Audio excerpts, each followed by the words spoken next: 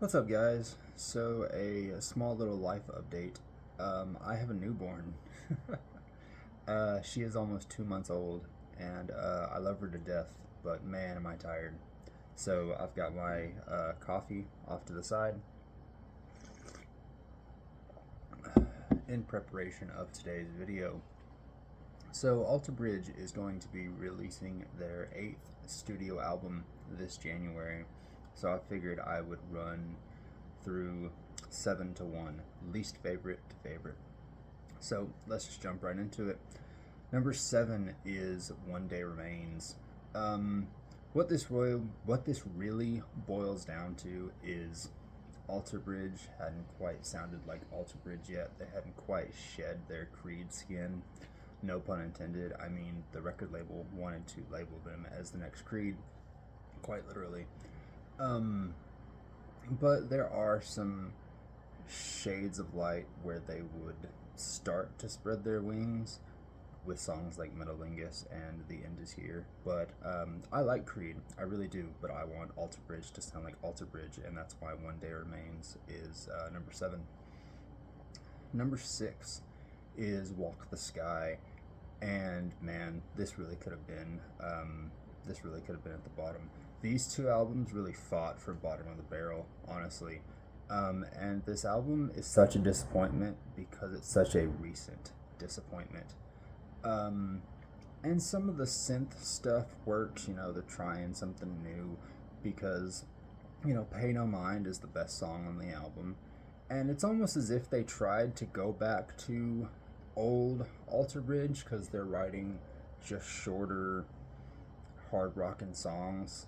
But this album just lacks depth and just kind of that meat on their bones. Um, Walk, Walking on the Sky is the worst title track that this band has done so far.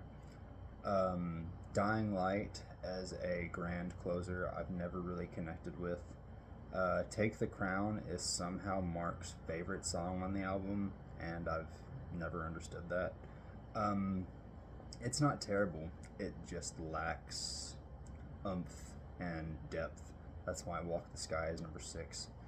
Number 5 is AB3, and I know I'm going to catch some flack for this, I'm going to catch some heat for it, but for me, this album is very polarizing because AB3 has some of my favorite Alter Bridge songs on it ever. Slip to the Void, Isolation, I Know It Hurts, All Hope Is Gone.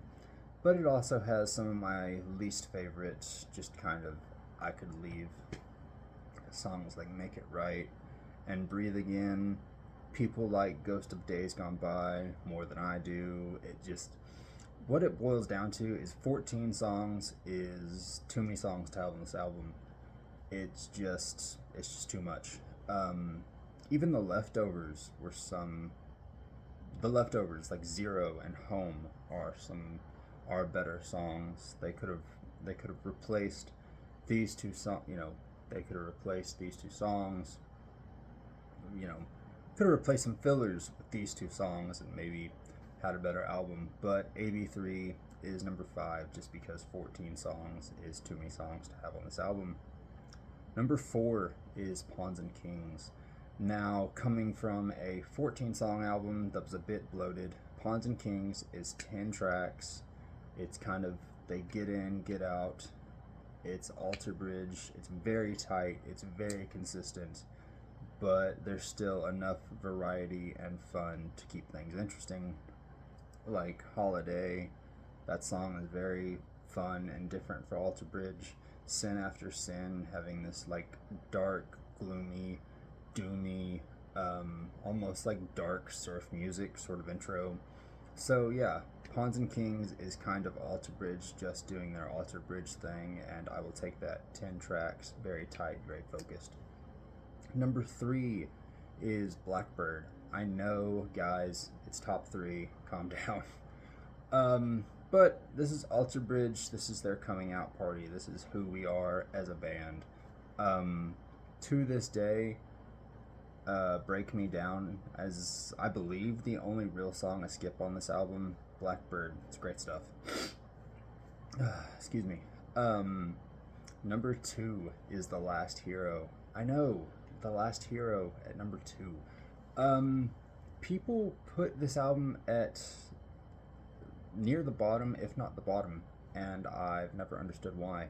Now, full disclosure, I became an Alter Bridge fan in like 2014, 2015. So Last Hero was the new album coming out, so I will always have some personal love and personal bias towards this album. But yeah, guys, The Last Hero was great. To this day, You Will Be Remembered is basically the only song that I skip. Every other song is either good to great, and I don't understand the dislike. Yeah, Last Hero at number 2. I'm not even sorry. And number 1 is Fortress. So, for years, I feel like it was almost understood that Blackbird was their best album, and it's only recently that it's been like okay to call Fortress their best album, but it really is. This is Alter Bridge. They've got a defined sound. Now they've just expanded on it perfectly. I don't want to run through the tracks because I basically could. I will say the only song that I really can never get down with is Lover. I've tried to multiple times. I've tried to for years. I know people love that song. It's just never clicked with me. I don't know what it is. I'm not really a big fan of Lover. But Fortress is the best title track that this band has ever done, at least as recording of this video in 2025. Fortress is the best title track that the band has ever done, period.